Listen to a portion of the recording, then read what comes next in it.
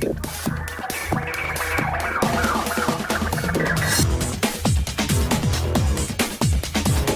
Interview দিচ্ছে সেও কাটতির জন্য আমি নিজেকে ভাগ্যবান মনে করি যে আমি আমার একজন মানুষকে পেয়েছি যা মেক্স মি স্মাইল।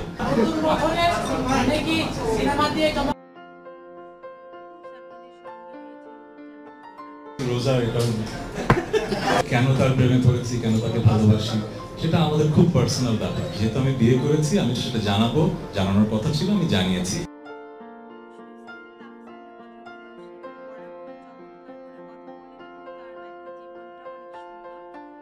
এটাকে একটা ন্যাশনাল ইস্যু আর বানাতে চাই না। আমাদের জাতিগতভাবে একটু বেশি জাজমেন্টাল।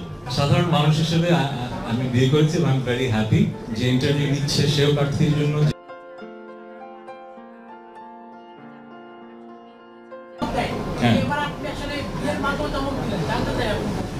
ওটা যে বললাম, ওটা আমি তো একজন আর্টিস্ট,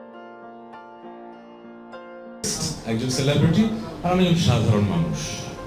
আমি কিন্তু যখন এখানে মানুষ দেখে মনে হবে যে আমি বিগ